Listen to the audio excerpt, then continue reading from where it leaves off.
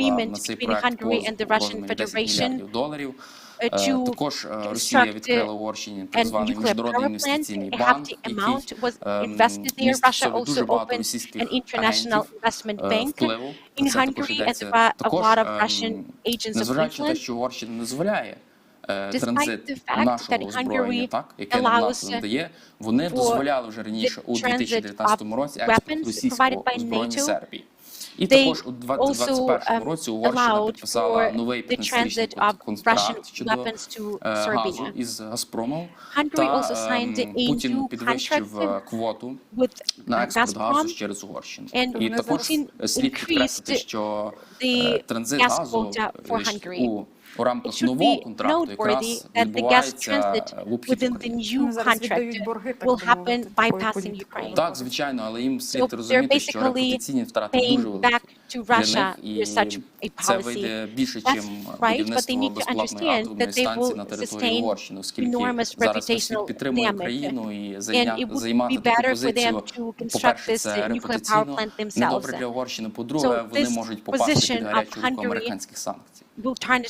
І далі прийдемо до позитивніших новин, до того, що парламентарі 28 країн створили неформальне об'єднання на підтримку України. А саме об'єднання отримало назву United for Ukraine, а саме разом задля України. До об'єднання увійшли понад 150 парламентарів із 28 країн-членів Європейського Союзу, а також Великобританії, Сполучених Штатів Америки, Канади, Нової Зеландії. Це об'єднання включає в себе також депутатів Європейського парламенту. Через це об'єднання будуть координувати кроки щодо підтримки України. Також заяву зробив один із членів цього об'єднання Андрюс Кубільнюс, це литовський депутат Європейського парламенту. Він заявив, що через об'єднання ми будемо постійно піднімати питання постачання додаткової зброї України та допомагати українцям чинити спротив агресії Володимиру Путіну. Також будемо підтримувати майбутню відбудову інфраструктури та економіки України та її рух до Європейського Союзу. Як ви бачите, це об'єднання може стати класним майданчиком для координації дій щодо підтримки України та протидії агресору Володимиру Путіну. І у Європарламенті прозвучала думка щодо підтримки військової місії НАТО на території України. Цю думку висловив голова делегації Європарламенту в комітеті Асоціація ЄС-Україна Вітольд Ващуковський. Він виступає за створення військової місії НАТО для врегулювання ситуації в Україні, та він виступає за закриття неба над Україною. Як ми знаємо, найбільш прихильником цього є Польща. Вона підтримує введення миротворців ООН на території України, і завтра вона офіційно представлятиме цю ідею на екстреному саміті НАТО. Також в цьому саміті НАТО буде присутній президент США Джо Байден, оскільки він розпочав свою поїздку до Європи, та президент України Володимир Зеленський буде мати можливість звернутися до держав-членів НАТО у рамках екстреного саміту НАТО. Та також ще одна позитивна заява від Олафа Шольца, який передумав та змінив позицію щодо накладення ембарго на російський нафтогаз. Раніше Олаф Шольц повідомляв, що Німеччина не підтримує поки що накладення ембарго на російську нафту і газ, оскільки немає чим це замінити. Однак сьогодні ранку BBC повідомило, що Олаф Шольц передумав та тепер закликає Європейський Союз та держав-члени НАТО ввести ембарго щодо російської нафти та газу. І завершуємо сьогоднішній інформаційний ранок над позитивною новиною. Велика Британія, а саме Міністерство оборони Великобританії, офіційно повідомило, що вже Збройним силам України Великобританія надала близько 4 тисяч протитанкових ракетних комплексів НЛО, які мають допомогти українцям боротися проти російської агресії. Як ми знаємо, Збройні сили України дуже ефективно використовують ці комплекси. Та Великобританія зазначила, що мала можливість надати таку велику кількість ракетних комплексів в зв'язку з тим, що в них є достатньо таких комплексів і для Великобританії, і для Збройних сил Великобританії, для захисту суверенітету. А саме Міністерство оборони зазначило, що в Великобританії достатньо таких систем озброєння, їх ще дуже багато для захисту національної безпеки Великобританії, та наявні також інші спектри інших типів систем. І для підняття настрою, бойового духу маємо можливість побачити відео із навчань Великобританії, яким чином працює саме цей ракетний комплекс НЛО, який вже наявний в Збройних силах України, і наші Збройні сили вже ефективно його використовують. Це відео не від наших Збройних сил, однак від воєнних навчань, які проводились в Великобританії, як приклад, яким чином діє цей комплекс та наскільки він є ефективний для протидії російським how these systems can be used and how effective they are in the fight.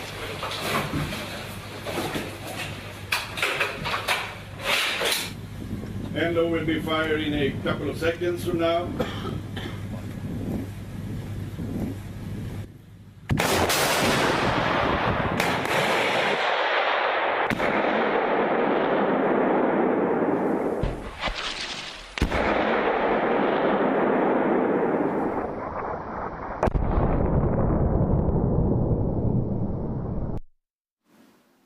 Так, дійсно, таке відео піднімає бойовий дух, і такі комплекси НЛО є навіть і на Яворівському полігоні.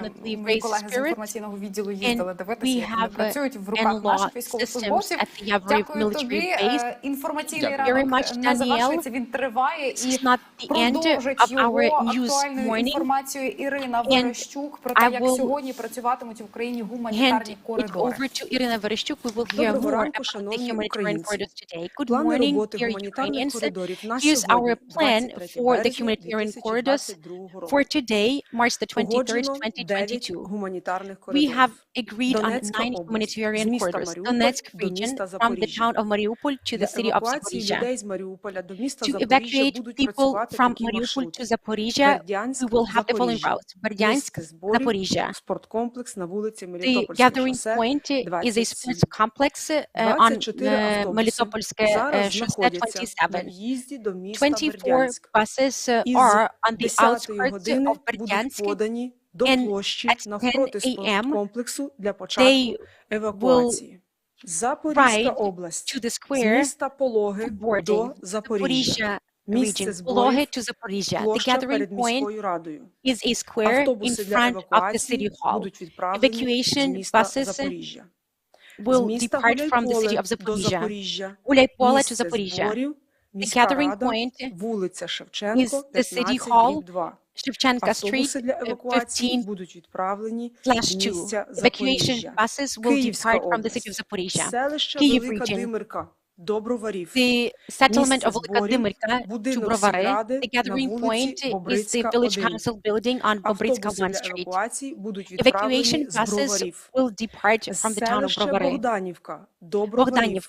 Богданівка Місце to Brovary. зборів, сільрада The gathering на вулиці point, Богдана The Хмельницького, village council 219. building on Богдана Автобуси для Хмельницького евакуації будуть 219. відправлені з Броварів. Evacuation buses З will міста depart from Бородянка Brovary. до міста Біла Церква. The town of Бородянка Місце to the зборів, town of Біла Церква. вулиця The gathering Центральна, point is 331. Centralna Street Автобуси для евакуації 331. будуть відправлені з Evacuation міста Біла buses Церква. will depart from the town of Біла Села Церква. Світильня до From the міста village of Бровари. Світильна Місце to the town зборів, of Brovary. сквер The імені gathering point Марченко. is a Автобуси square для евакуації named after будуть Marchenko. відправлені з міста Evacuation Бровари. buses will depart from the Луганська town of область. Brovary.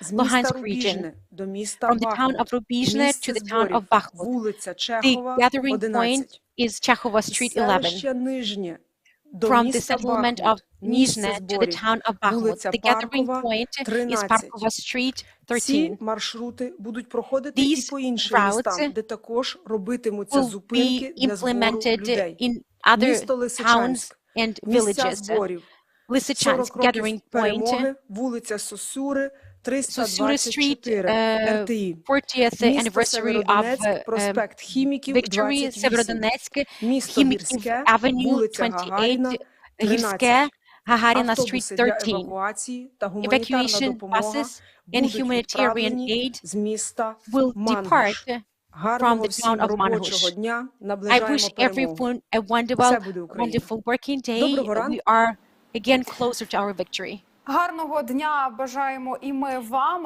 We аби wish you наблизити a перемогу на wonderful day as інформаційному well. фронті, як і щоранку з Едуардом And Лозовим like, будемо розвінчувати фейки, різні Every побрехеньки morning і розповідати, we що will ж be там насправді. debunking some Слава Україні! fakes and some Героям myths слава. together with Доброго Eduard. ранку, Glory to шановна Ukraine, громада. glory to heroes, Слава good morning, Україні. В ефірі dear першого community, західного glory to традиційна Ukraine. рубрика «Фейки, We are нісенітниці і having our найцікавіше соцмереж». traditional Для вас в студії section я, Едуард dedicated Лозовий. to fakes and Починаємо. І myths почнемо ми з circulating in the небезпечної social media. So let's get started. Я We переконаний, що will в цьому start випадку йде with a мова саме very про це. dangerous Про special традиційний operation. російський кейс Traditional розпалювання Russian міжнаціональної case ворожнечі. of Нещодавно fomenting ми з ними international обговорювали animosity and тут hostility. розпалювання This is something that we міжконфесійної discussed ворожнечі, яке recently, вже розпочалося. the І я тоді ще подумав, interconfessional or interdenominational hostility and animosity. And back then, I asked myself, why aren't they doing the same with focus on the national issue, especially in those areas where we have compact national minorities and where you can work with opinion leaders, you can sow some fears, and unfortunately that happened. Zakarpattia is the target right now, which does not really come as a surprise, because this is the region where Hungarians live in compact communities. There are entire Hungarian villages, and all these villages are located nearby. I've been to Zakarpattia many times. They enjoy a certain cultural autonomy.